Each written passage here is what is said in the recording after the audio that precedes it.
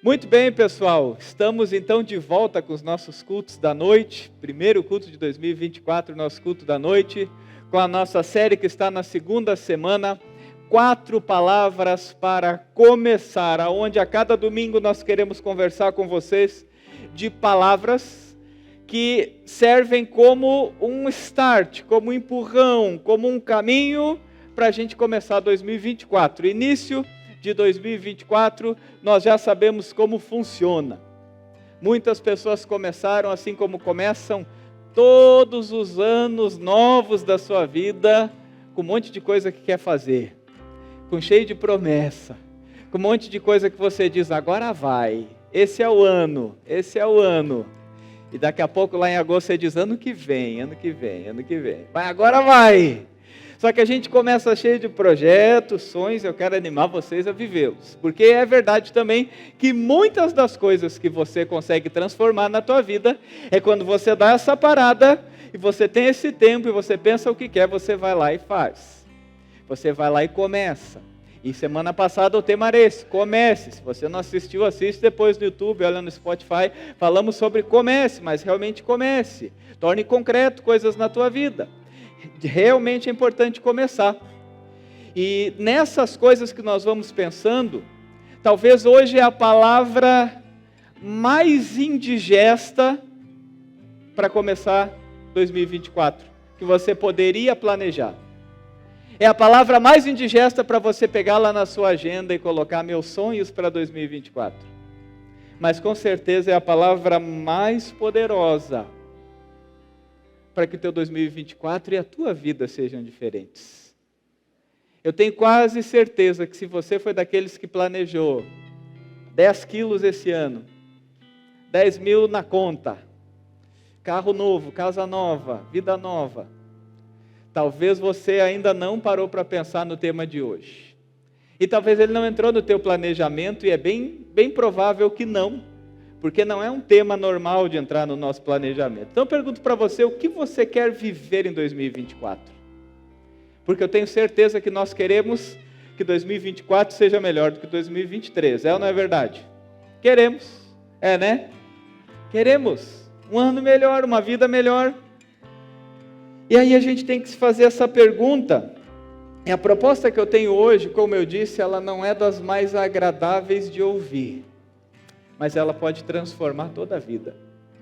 Porque hoje uma palavra para você começar 2024 que eu quero conversar com você é: arrependam-se e vivam. Arrependam-se e vivam. Essa palavra não é minha. Essa palavra não foi uma frase que eu criei. Essa palavra é uma palavra que o próprio Deus fala através de um profeta chamado Ezequiel. E lá em Ezequiel capítulo 18, versículo 32, no finalzinho Deus encerra um diálogo no qual ele está dizendo do que o povo pergunta, do que o povo fala, do que o povo reclama e do que o povo deve fazer.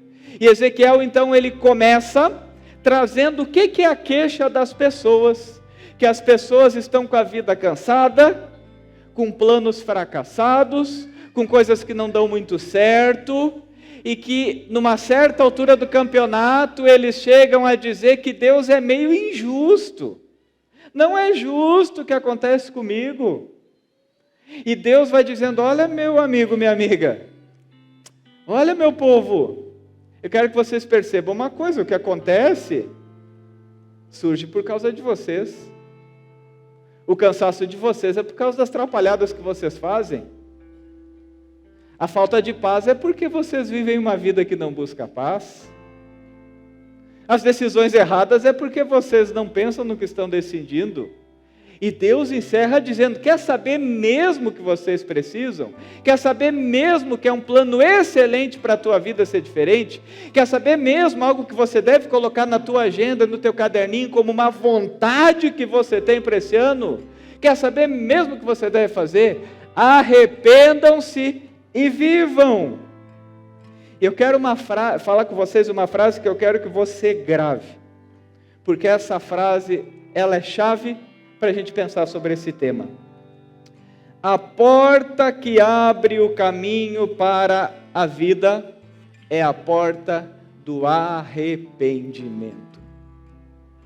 Quando nós pensamos sobre viver, sobre a vida, sobre o que nós queremos alcançar, sobre o que nós queremos ter, quando a gente vai colocar no papel, quando a gente vai planejar, quando a gente está imaginando o que vem em 2024, a gente está pensando no que a gente vai fazer.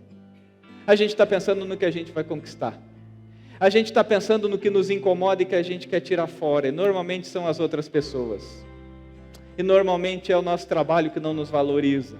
E normalmente é a igreja que não viu o nosso talento no louvor ainda.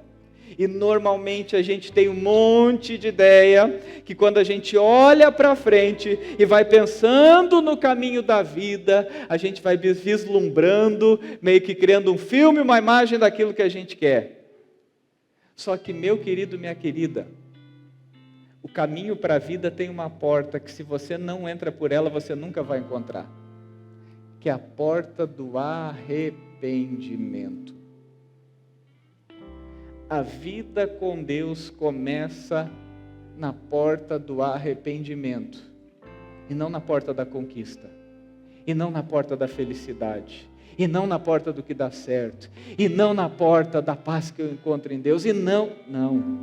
A vida com Deus começa na porta do arrependimento. E quando você pensa sobre isso, e quando você entende que o convite de Deus, e que o desejo de Deus, e que o plano de Deus é que eu e você comecemos a experimentar a vida quando entramos por essa porta, a gente entende que a vida começa quando há arrependimento. Senão, de novo, nós vamos ser como o povo de Ezequiel, um povo cansado, magoado com esse, magoado com aquele, achando que a vida é injusta, que fulano é injusto, que tudo é injusto, que até Deus está meio errado. Porque a gente não percebe que não há vida se não passar pela porta do arrependimento.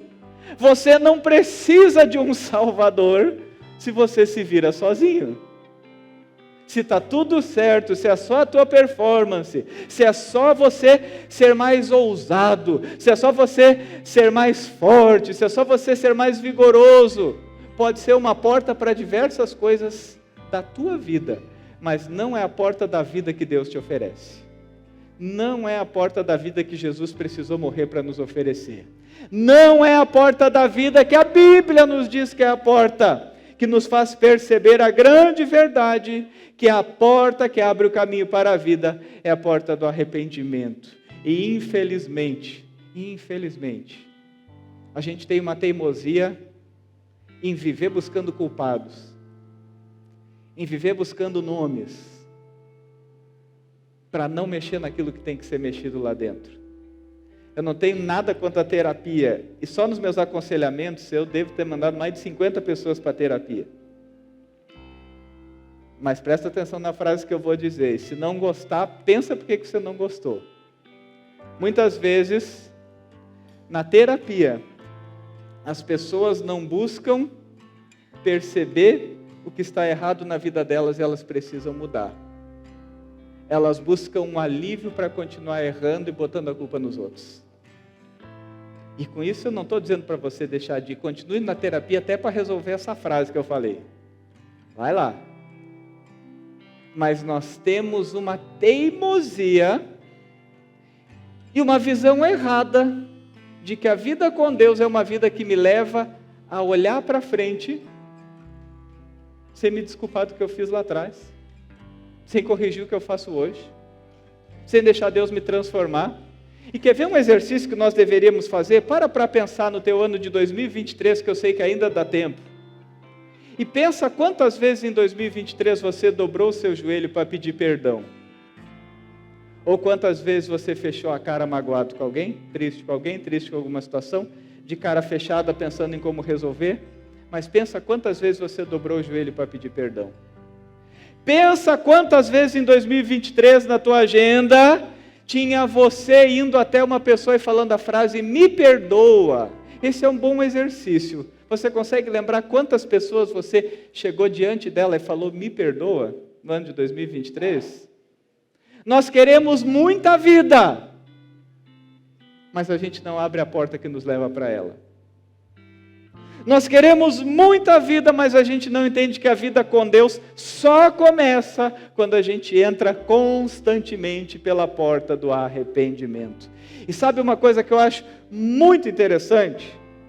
É o que a Bíblia nos diz que foi a primeira vez que Jesus abriu a boca para falar a sua mensagem.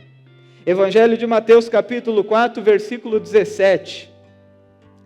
Daí em diante Jesus começou a pregar e a dizer: arrependam-se, porque está próximo o reino do céu. Sabe o que a Bíblia nos diz? Jesus começa dizendo: arrependam-se. A primeira mensagem que saiu da boca de Jesus é: vai começar. E você entra aqui quando você se arrepende. Vai começar. E a mensagem do Evangelho é: arrependam-se. A vida com Deus começa no nosso arrependimento. A vida com Deus começa quando a gente entende: eu sou pecador. A Bíblia é uma coleção disso. Homens e mulheres arrependidos e um Deus que nos salva. Homens e mulheres que, enquanto não se arrependeram, não pararam de apontar o dedo e começaram a bater no peito, não encontraram essa vida. E é por isso que Jesus diz: arrependam-se e vivam. O céu não é lugar de gente boazinha. O céu é lugar de gente arrependida. Jesus não veio para levar os bonzinhos para o céu. Jesus veio para levar os pecadores. O que transformou a vida de homens e mulheres ao longo da história foi perceber: eu preciso de um Salvador, e Jesus me salva dos meus pecados. O que mudou a história de homens e mulheres, o que transformou a vida de pessoas, não é dizer: agora eu consegui acertar e ninguém mais me para. É dizer: eu cansei de errar, eu cansei de não acertar, eu preciso de um Salvador, e para isso eu me arrependo, e para isso eu dobro o meu joelho, e para isso eu peço perdão, e para isso eu levanto e vou em direção às pessoas que eu preciso dizer: me perdoa, me transforma, me dá uma vida nova, me dá uma vida diferente. O que você tem colocado no seu planejamento para 2024? Eu queria convidar você a entender que você precisa, para experimentar toda a vida que esse ano te reserva, abrir a porta do arrependimento. Tem que começar com você batendo no peito e dizendo: cansei de mim, eu preciso de um Salvador. Eu acho muito interessante o que a Bíblia nos conta, e eu quero olhar com você duas passagens que traz essa palavra como uma virada de chave na trajetória de pessoas. Num ritmo, numa vida, numa constância, numa biografia que para aqui. Uma delas é no Evangelho de Lucas, quando fala a história que Jesus conta para falar de quem era o reino dos céus. E quando nos fala essa história que Jesus nos conta, essa história que Jesus nos mostra, esse cair em si, a Bíblia nos diz que Jesus está contando a história do filho pródigo, que está lá em Lucas 15, que é uma história que Jesus ilustra para mostrar como é o reino de Deus, o que é a verdadeira vida. E a história do filho pródigo nos conta de alguém que visivelmente errou. Um filho foi lá e pediu a herança do pai. Quando pediu essa herança, foi gastar da maneira que ele bem entendia, naquilo que ele entendia como curtir a vida. E que quando ele fez isso, as suas decisões, a sua busca, foi levando ele para um caminho miserável, para um caminho escasso, até que ele chega a um momento em que nessa trajetória a Bíblia diz que acontece uma coisa com ele. Sabe o que acontece? Jesus está contando essa história e diz: caindo em si, Tem uma expressão que se usava que era caiu a ficha, que é para dizer, tem algum momento na nossa vida que a nossa caminhada precisa nos fazer parar e dizer, está errado isso aqui. Não dá mais. Não dá para seguir. Está errado isso aqui. Eu tenho que mudar. Cair em si. A gente precisa cair em si. Para não começar mais um ano em que a gente passa o ano inteiro sem pedir perdão para ninguém, sem pedir desculpa para ninguém, sem dobrar o joelho e pedir perdão para Deus. Mais um ano que a gente continua com o nosso orgulho, mais um ano que a gente continua com as nossas teimosias, mais um ano que a gente continua cheio de razão, mais um ano que a gente é uma pessoa que não muda, mais um ano que todo mundo já vai percebendo e só a gente não percebe que a gente não muda, porque não tem uma página na nossa biografia que a gente para nessa trajetória e cai em si e diz, não dá mais. E é muito interessante que esse cair em si é quando esse jovem, diante da sua tristeza, diante da sua busca desenfreada, diante da sua escassez, diante da sua miséria, ele para de seguir o seu caminho e volta para a casa do pai. Ele estava pegando a porta da felicidade sem aquele que poderia lhe fazer feliz. Ele estava buscando a porta da vida sem entrar pela porta do arrependimento. Até que um dia ele parou diante dessa porta e precisou abrir ela. E ele fez um outro caminho que foi o caminho de volta para os braços do Pai. Mas sabe o que eu acho interessante? Por isso que eu coloquei esse outro texto. Que isso é uma história que Jesus conta. Não foi uma história que aconteceu. Ela é tão forte, tão impactante que a gente imagina ela acontecendo. Mas é uma história que Jesus conta para ilustrar a minha e a tua situação diante dele. Só que daí vem uma outra história que agora não é uma história que Jesus conta, é uma história da vida real acontecendo. Um dos discípulos de Jesus que estava sentadinho ali, ouvindo a história do filho pródigo, ouvindo que aquele rapaz precisou cair em si, se chamava Pedro. O apóstolo Pedro, conhecido apóstolo Pedro, ele ouvia essa história. Pois é, o reino dos céus é para quem se arrepende. O reino dos céus e a vida com Deus passa pela porta do arrependimento. Tem uma história que Jesus contava que era assim, de um homem que caiu em si. Só que Pedro, quando negou a Jesus, a Bíblia nos diz que ele não estava enxergando a porta que ele estava. A porta de tentar buscar segurança, dizendo que não conhecia Jesus, com medo do que ia acontecer. A porta de buscar aquilo que ele entendia que era o melhor para ele. Aquela porta que ia fazendo Pedro, inclusive, falar para os outros essa mesma conversa aqui. Mas quando Pedro nega Jesus, tem uma hora que Jesus está passando por ele, ferido, machucado, a caminho da cruz, com Pedro que havia negado. E diz que Jesus olha para Pedro. E que quando Jesus olha para Pedro, a ficha cai. Ele cai em si e começa a chorar. Sabe por que eu acho isso interessante? Porque nós como igreja e povo de Deus, porque a história do Antigo Testamento também, nós temos uma teimosia. Nós temos uma mania de achar que arrependimento é uma frase muito importante nas histórias que a gente conta, no discurso que a gente tem, mas que nunca é uma palavra para nós.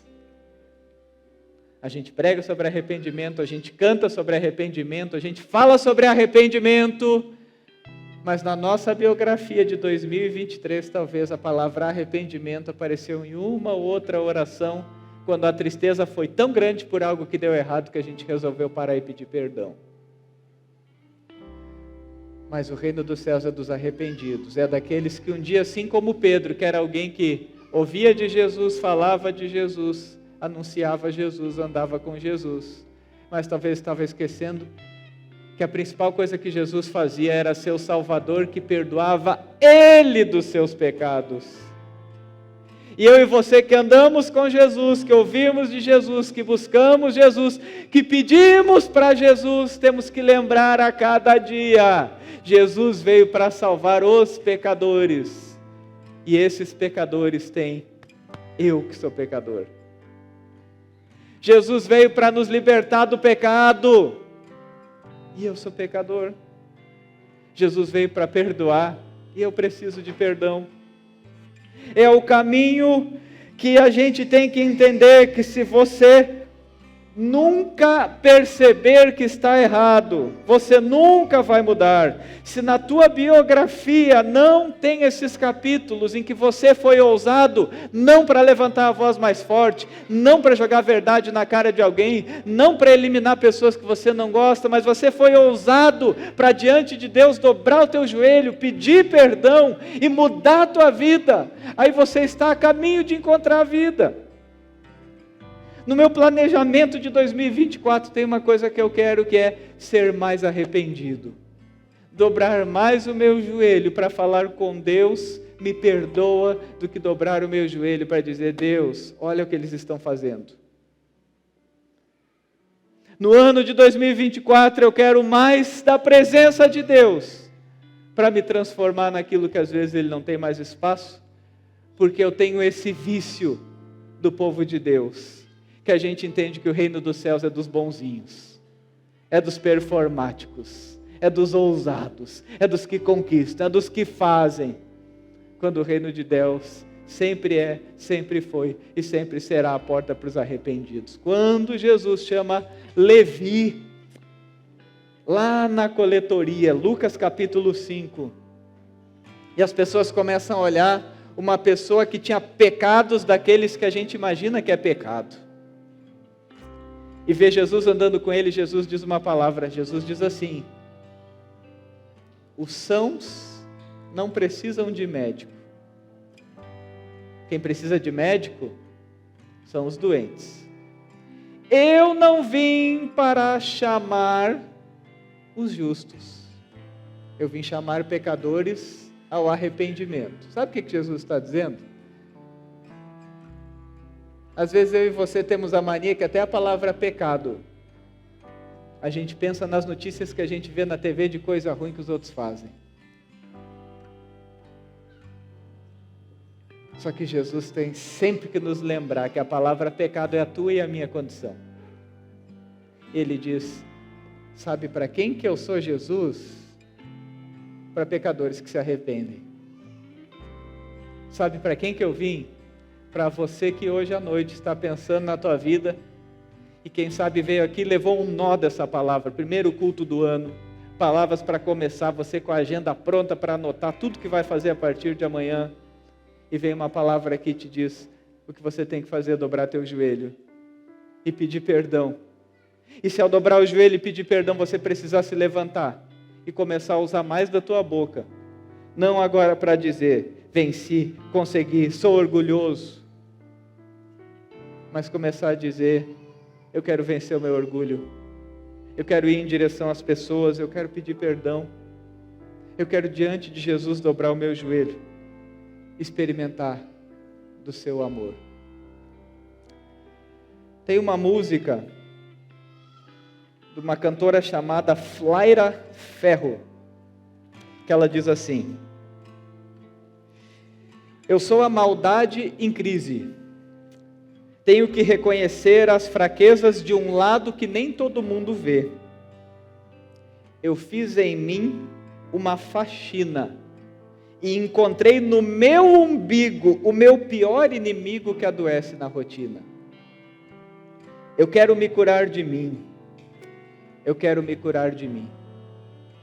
Ser humano é esquisito, armadilha de si mesmo, fala de amor bonito e aponta o erro alheio. Vim ao mundo em um só corpo, de 1,60 m, tinha a cantora da música, eu sou mais alto. Devo a ele estar atenta, não posso mudar o outro. Eu quero me curar de mim. Vou, pequena e pianinho, fazer minhas orações. Eu me rendo da vaidade que destrói as relações. Para me encher do que importa, eu preciso me esvaziar, minhas feras encarar e me reconhecer hipócrita. Sou má, sou mentirosa, vaidosa, invejosa, sou mesquinha, grão de areia, boba e preconceituosa. Sou carente, amostrada, dou sorriso e sou corrupta. Sou malandra e fofoqueira, moralista, interesseira. E dói me expor assim, dói despir-se de mim. Mas se eu não tiver coragem para enfrentar os meus medos, de que forma, de que jeito eu vou me curar de mim? Só existe uma cura a existir. Eu não sei, só sei que eu busco me curar de mim. Essa música traz uma exposição que chega a ser constrangedora, porque a gente acostuma a botar a culpa nos outros, a enxergar o defeito dos outros, a não olhar mais para o espelho, a não perceber que a cura não está no outro, no que o outro vai fazer, no que eu vou encontrar, no que eu vou adquirir.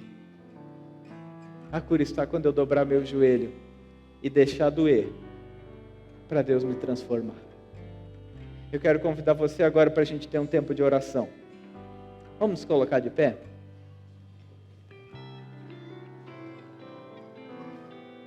Existe uma vida te esperando. Uma vida que você vai encontrar quando a porta do arrependimento se abrir. Só que essa porta dói. Dói para abrir, porque ela mexe no teu pior e no meu pior inimigo, que é o nosso ego. Que assim como Pedro, querendo fazer seu nome, querendo buscar o seu jeito, querendo desenvolver a imagem, que se Jesus olhasse para ele, ele dizia, eu estou aqui.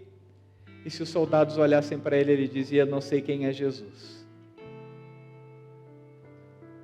Nós precisamos nessa noite dizer para Jesus, eu quero ser diferente.